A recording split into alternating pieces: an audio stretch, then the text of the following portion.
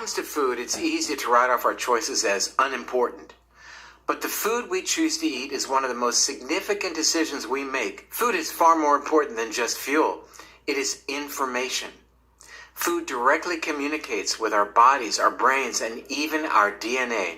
It very clearly determines whether we lead lives of vibrant health or suffer from chronic diseases. When it comes to our cognitive health, the food we eat influences both the actual structure of our brains and how well they work. Our food choices can therefore be a powerful weapon to help fend off Alzeimer's or a quick route to a poorly functioning brain. Eating the right foods and avoiding the wrong foods can make all the difference. In this episode, we're going to cover the connection between diet and brain health. We'll find out how to eat right in order to thrive with a healthy body and a healthy brain. And we'll see how a healthy diet can help prevent Alzheimer's disease. I'm Dr. David Perlmutter, and this is Alzheimer's, the Science of Prevention.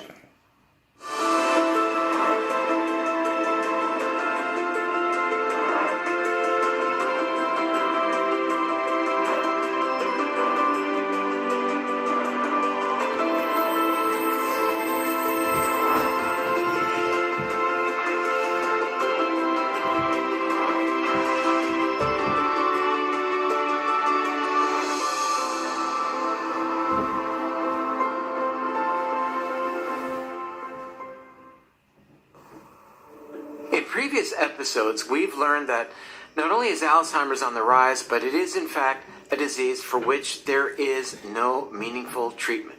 More importantly, we've discovered the empowering notion that in many cases, our genes are not our destiny.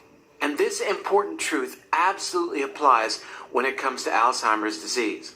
We've already introduced some of the important tools available to you to reduce your risk, such as engaging in exercise, avoiding various toxins in the environment, getting better sleep, and doing your best to reduce your risk for type 2 diabetes. We've also learned about the detrimental effects of inflammation and the importance of minimizing it when it comes to brain health. Recent science has revealed that our diets play a direct role in determining levels of inflammation in the human body. And as we will see in this episode, our modern Western diet can dramatically increase inflammation. When we eat lots of processed foods like refined carbohydrates and sugars and don't eat enough healthy fiber and fats, our bodies and our brains pay a hefty price. Unfortunately, most Americans are in fact consuming this very diet on a daily basis. This is a major issue when it comes to Alzheimer's disease.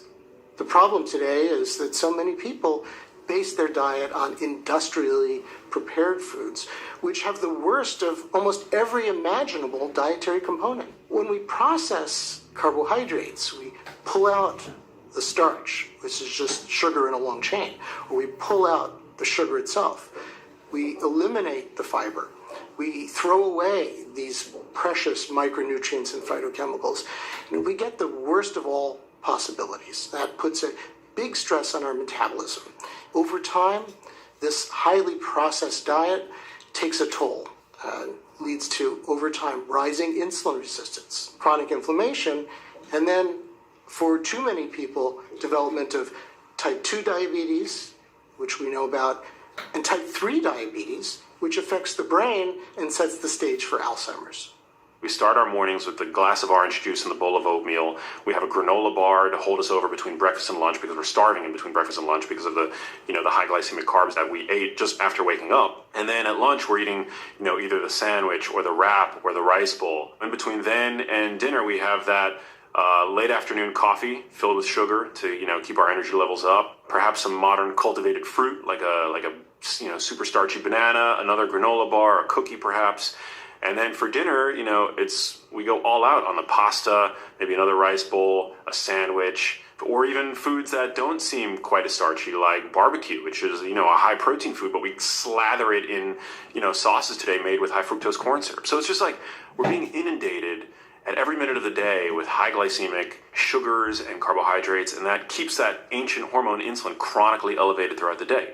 It's a growth hormone, so it contributes to adiposity, which is the scientific term for fatness, but it also might wreak havoc on the brain, contributing to brain insulin resistance, which is now considered, one of the hallmarks of Alzheimer's disease. Two signature ingredients of a modern diet that cause inflammation are the refined carbohydrates, sugar, flour, processed cereal foods, and fruit juices, things like that, and the refined vegetable oils, soybean, sunflower oil, etc. Both of those are very powerful promoters of inflammation, and those ingredients are in almost every processed food in the grocery store. For most of us, we have grown up with a very unhealthy relationship to food. It's because of our food environment, the kinds of foods we've been surrounded with, that we've been told are good for us, or that we haven't realized we needed to worry about. Those foods create unhealthy patterns inside of us, in our brains and our bodies. So they damage our metabolism, but some of them are very addictive. The refined carbohydrates are incredibly addictive. It's really hard to stop eating those, but it's really, really important. It's really like trying to break a serious addiction in many cases. Sugar has been found to be as addictive as cocaine. So it's not an easy thing to do. A lot of people simply can't stop cold turkey without support and education and trying more than once. My favorite research is research that was done at the Weizmann Institute in Israel, and it relates to the problem of obesity and yo-yo dieting. Once you start, you go on a diet. If you're overweight, you go on a diet, you lose weight. You go off the diet, you gain the weight back. Next time you try to do it, or maybe the third or the fifth time or the 10th time that you do it, it just gets harder and harder to lose the weight. That's yo-yo dieting. You keep ratcheting up. Each time you go off the diet, you gain more weight. It gets harder to lose it. A big problem in the industrialized world is that people have lost their taste for the nuances in food. We are so overwhelmed by the sugar and the salt and the fat that is added to food that that's about all we can taste in the food. It's kind of like you're so used to listening to heavy metal that when you hear a string quartet, you don't hear anything. That's the effect of the Western diet on our taste buds. This type of poor diet is directly associated with Alzheimer's. But how exactly might our food choices contribute to our risk for this disease? Let's take a deeper look into the mechanisms underlying how a poor diet can be so harmful, and also how eating a healthful diet can be so healing for the brain. To understand why diet is so critical for the brain and its function, there are a few main concepts you need to understand. Among the most important of these ideas is the way in which different carbohydrates and fats affect the brain. When it comes to carbohydrates, or carbs, we know that it is not only important to be intentional about the amount of carbs we consume, it turns out that it is the type of carbs that we eat that really matters more in terms of brain health and function.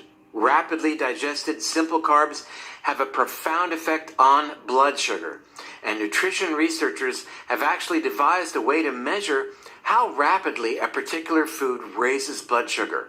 This is called the glycemic index. Foods that cause a rapid rise in blood sugar, such as white bread and sodas, have a very high glycemic index. For good health, we want to prioritize foods that have a much lower glycemic index because they are digested more slowly and therefore keep blood sugar levels steadier. A great example of low glycemic index carbs is above ground leafy vegetables. And in addition to determining how rapidly foods raise blood sugar, researchers have also devised a way to measure the overall impact that foods have on blood sugar over time. This is called the glycemic load. Glycemic load incorporates the glycemic index, but also factors in the amount of carbohydrates in a food to give you a better sense as to how a particular meal will affect your blood sugar. To keep these things simple, we want to be consuming foods that have a low glycemic index and a low glycemic load. Foods that are low on the glycemic index and glycemic load scale are also good for our microbiomes, the collection of microbes and their genetic material that live within our bodies, which is closely tied to the health of our brain and indeed our entire bodies. We will learn much more about this fascinating connection between our microbiomes and our brains in episode 7. But for now, let's take a deep dive and learn how diets high in sugar and simple carbohydrates are really bad for the brain. So when we eat refined sugars, say in sodas or in baked goods or in the form of, just simple sugar on the table that we add in everything. Everything has sugar. When we avoid that, we actually avoid these incredible rapid spikes in the amount of glucose that enters into our circulation. So everybody tries to vilify carbs, but there are good carbs. There's a difference between carbs. There are good carbs and then there are bad carbs. Good carbs are the complex carbohydrates that are bound with fiber, that are bound with micronutrients in your gut, and it slowly, incredibly slowly releases a steady flow of glucose. Those are the low glycemic kind of foods.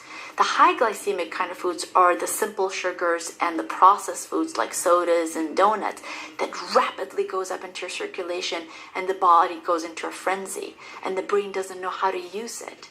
And that's what develops a lot of inflammation in the brain.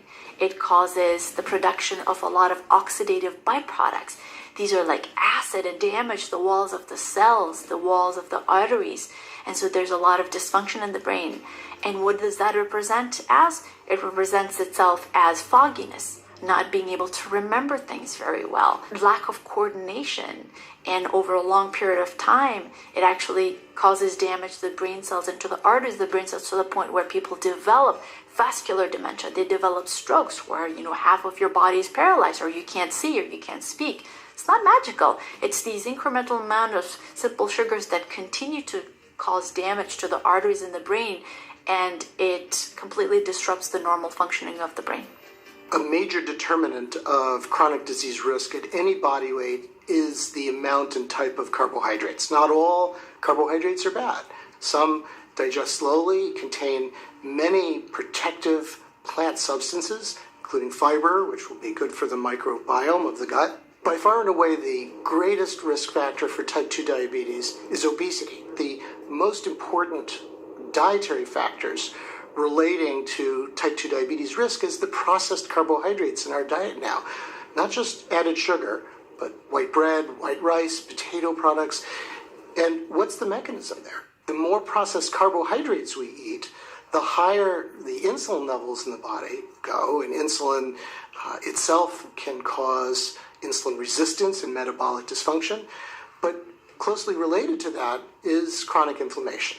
If you eat too many of the wrong sugars too often, the refined carbohydrates like processed sugar, flour, fruit juice, processed cereal products, those cause very big blood sugar spikes and crashes throughout the day, not just in the body, but also in the brain. So you definitely want to avoid those refined carbohydrates, and they're in pretty much every food product in the grocery store, even some of that we think of as healthy, like energy bars. The foods that tend to provoke inflammation start with sugar and with a concept called glycemic load. The glycemic index of a food is the likelihood that that food is going to raise your blood sugar. Glycemia or glycemic refers to an increase in blood sugar after eating a meal. And the total load of foods that raise blood sugar, which is glycemic load for any meal, that is strongly associated with an increase in inflammation in the body. High carbohydrate diets can contribute to weight gain for a number of reasons, but mainly by jacking up the hormone insulin and keeping it elevated, especially chronically. One of insulin's primary roles is inhibiting lipolysis, inhibiting the breakdown of fat. If you want to lose body fat and you have chronically high insulin, you cannot release fat from the fat cells. That's what insulin does. It's like a security guard that stands outside that fat cell and keeps the fat in. So that's how it hinders weight loss. How it can contribute to weight gain is that it's a storage hormone. Carbohydrate affects blood glucose, and insulin tends to respond to the blood glucose level. So when we eat a lot of carbs, it raises the blood sugar and the insulin. Now we understand how sugar and high glycemic foods cause inflammation, which increases our risk for Alzheimer's disease.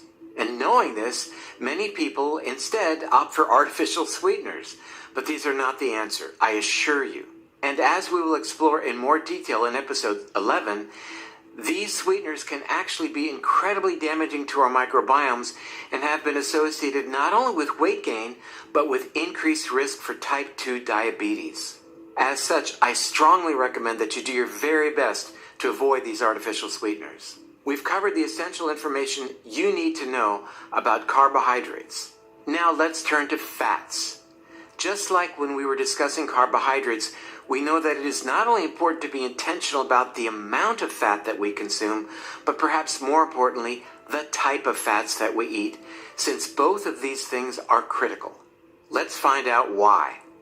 You've talked quite a bit about dietary fat. In fact, you wrote a book called Eat Fat, Get Thin, and you really indicate that to a significant degree, some of our illnesses, including Alzheimer's, has to do with the type of fat that we are consuming. Can you explain that? Absolutely. When people say you're a fathead, that's actually true. And we know that certain fats are really beneficial for the brain. For example, omega-3 fats are critical for the chemical transmissions that happen, for regulating inflammation, for developing brain function, and help activate all these healing mechanisms in the brain. We know that saturated fat may be very stabilizing because it's a very stable fat that makes up cell membranes and it makes them less likely to be injured. And we know, for example, that people who consume higher levels of saturated fat have much lower risk of stroke, for example. So we know that this boogeyman of saturated fat may not be the boogeyman when it comes to the brain. Even the heart, it turns out. It's not that there's a diet that's good for your heart that's bad for your brain and vice versa. There's actually a way of eating that's good for all your body systems. So to be clear, if diabetes and obesity are strongly related to Alzheimer's risk, and those two things are related to our dietary choices as one example, then our dietary choices strongly relate to our risk for Alzheimer's. Absolutely. And there are, of course, other factors that play into this. But arguably, the most important of all is dietary choices. You want to have, whether you use oil, whatever you like to do, you want to get good fats from avocado, from polyunsaturated oils and things like that to give you the appropriate fuel for your brain. The oils and fats that people should generally avoid for brain health are the unnatural ones. So all of the vegetable oils, which you would never find in nature if you're just walking around in the world, they don't exist. They have to be manufactured in a factory. Think how much processing needs to go into turning a pile of canola beans into a bottle of oil. So the natural fats that exist in the world as is are the animal fats, believe it or not, the fats from the fruits of plants. So avocado oil, olive oil, palm fruit oil, coconut oil, these types of oils you would come across in nature. So those are the ones, believe it or not, the animal fats and the plant fats, even the saturated plant fats like coconut oil, those are the healthiest for the brain. Trans fats are another problematic but common component of the Western diet that we all need to avoid. These trans fats are unnatural, they're processed fats that trigger inflammation in the body and in the brain. Trans fats are becoming less and less common, gratefully, in our food system, but we still need to be vigilant about avoiding them. When we eat healthy fats, our brains are getting an incredibly healthful source of fuel. A brain smart diet starts with eating the right types and amounts of carbs and fats. The right types of carbs are the unprocessed, low glycemic, fibrous carbs, like leafy greens, asparagus, and low sugar fruits, like berries. The right type of fats are the naturally occurring fats like avocados, olives, and olive oil, nuts and seeds, as well as specific types of fatty fish. Grass-fed meat can also provide some good fats if you choose to eat animal products. In addition to eating the right types of carbs and fats, let's look at other ways we can improve our diets to help prevent Alzheimer's disease. There are a lot of practical steps you can take to start eating a healthier diet today. Remember, all of the wonderful benefits of eating a healthy diet, such as keeping inflammation low, insulin levels steady, and energy levels constant, can all play a role in helping to prevent Alzheimer's disease. Let's review the best way to eat for brain health so that you can take action today. First dietary intervention is just cut out all the junk food. Cut out so much of what makes the American diet the standard American diet. Go to fresh, whole foods, vegetables, fruits, and then good sources of protein. But stay away from the snacks and the processed foods. That's just the first step. That's not going to get you all the way to where you need to go for optimal health, but it is a foundation. An ideal plate will vary depending on whether your diet is vegan, lacto, ovo, vegetarian, paleo. So there's not one ideal plate, but it will always include vegetables. And in terms of the volume, about twice as much vegetables as everything else. Characteristics of that diet are that it should be dense in nutrients and very low in what we'll call empty calories, added sugar, added fat, foods that supply calories without nutrients, or foods that tend to raise blood sugar. Vegetables, fruits, diets that are high in bioflavonoids and carotenoids, those are plant-derived chemicals, often very colorful, so they make your diet colorful. Those have well-documented anti-inflammatory effects. You want to feed your brain the nutrients that it needs to grow new brain cells, healthy new brain cells, and also fend off from the many insults thrown at it by the modern world. So cruciferous vegetables, dark leafy greens, low sugar fruits like avocados and berries. These are some of the healthiest foods that are available in your supermarket. Grass-fed beef, eggs. Water is really important for brain health, and that's because really the brain is 80% water. Whenever you look on the internet, you'll get that the brain is 50% fat and 50% protein and this and that, but in reality, a brain that is alive is 80% water. If you take the water out, then yes, there is 50% fat, but a real brain is mostly water. And that's really important because every single chemical reaction that takes place inside the brain needs water to occur.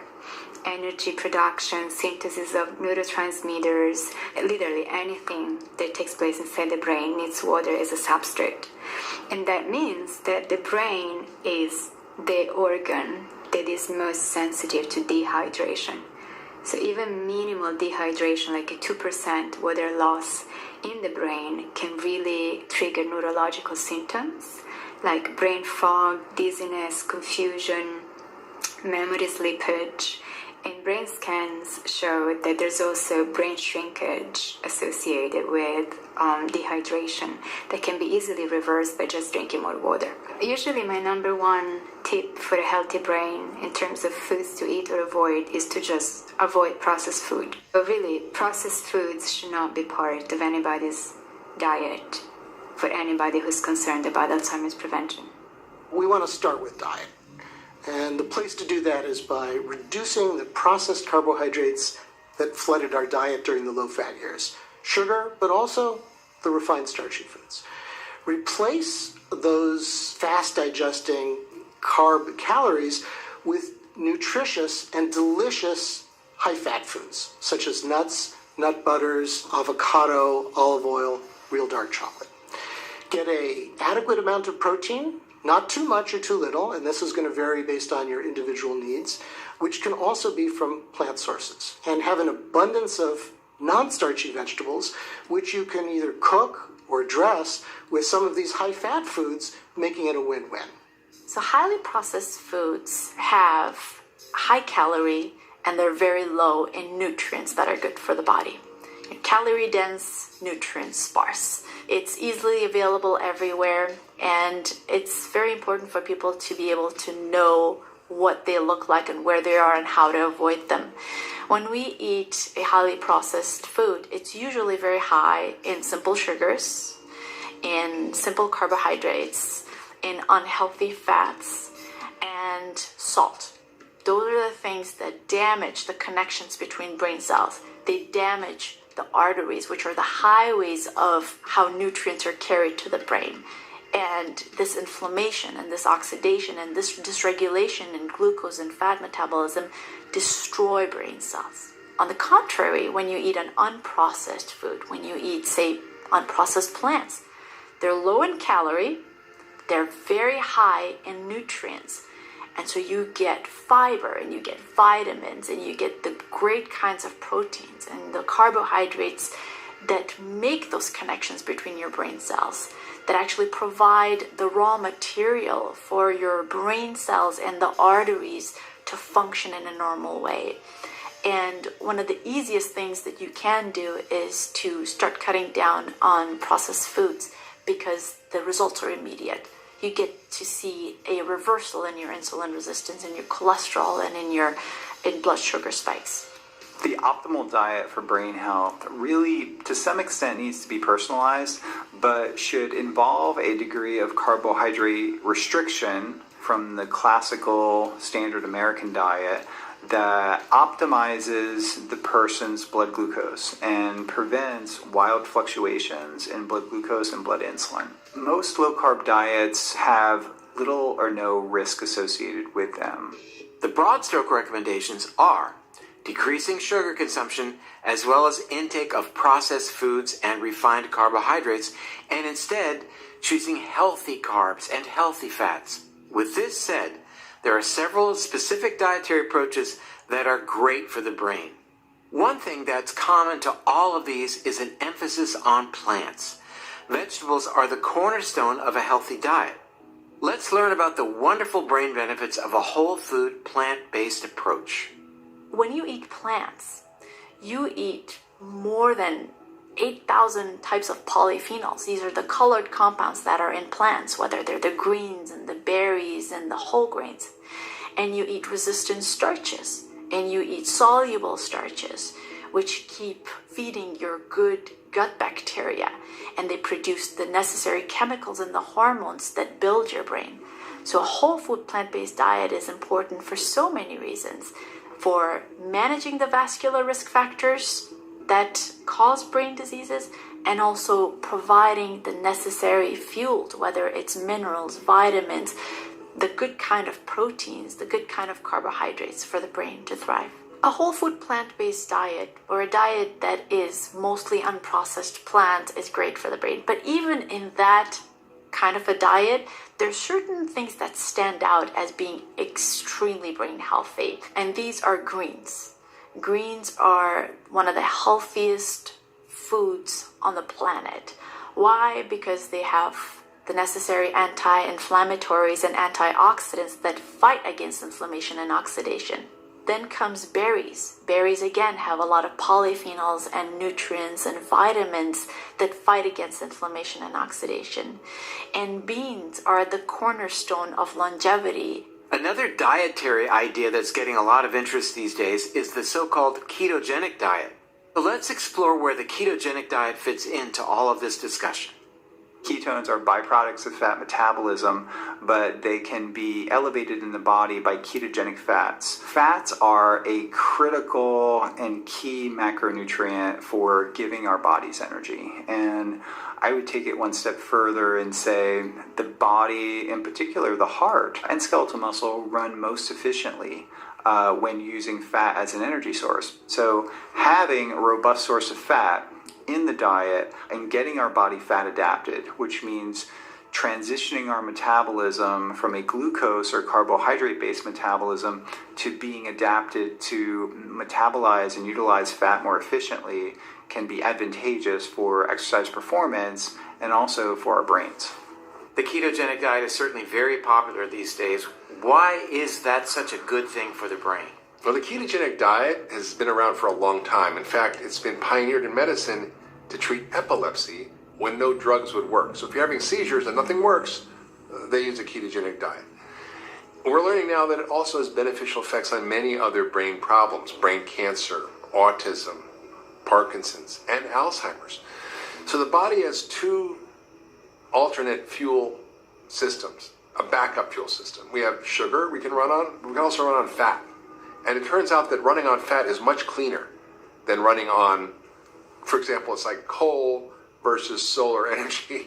A very different way the body runs through using fats. And it turns out that it activates so many healing mechanisms. It reverses insulin resistance, it increases stem cell production, increases muscle mass, bone density, increases brain function and cognitive function, has tremendous benefits as a therapy in people who already have pre-dementia or dementia. What we recommend to people, though, is what we call the brain food pyramid. Our approach we call Keto Flex 12-3. And it's simple because, number one, we'd like to get you into mild ketosis. It's flexitarian. So if you want to be a vegetarian or vegan, fine. But if you want to have some meat, fine. Meat is a condiment. And then The 12-3, you want to have a minimum of 12 hours of fasting between finishing dinner and starting your next meal, be it breakfast, brunch, or lunch. And then you want to have 3 hours between finishing your dinner and going to bed. There are a number of studies now that have shown that ketogenic diet can improve brain health, both in mice and some early studies in humans. So it's very interesting. And the reason for that, we believe, is the rewiring of the brain metabolism. So the brain is now forced to utilize ketone bodies as well as sugar for fuel, and we believe that that transition can sort of reprogram the brain to function differently and maybe to function better, and that's the evidence. In that ketones seem to be good for the brain, what else can a person do to increase their ketones from time to time, aside from fasting?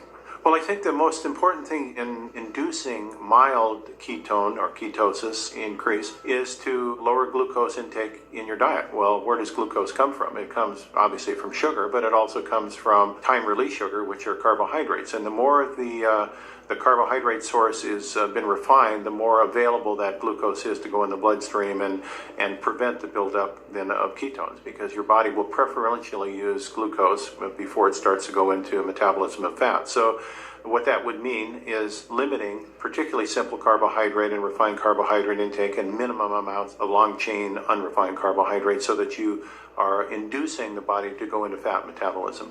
I think if you can transition rapidly into the ketogenic diet from eating high carb to high fat, low carb, and you're comfortable with that, I think the faster you get into ketosis, maybe the more benefits you get. And even the stress that your body goes through to get into a state of ketosis kicks on adaptive mechanisms that help us adapt faster. And one way to ease that transition is to use things like coconut oil or medium chain triglycerides, or now we have ketone supplements, and that can help give the brain a source of energy as it's essentially withdrawing from the glucose that it was getting from a high carb diet.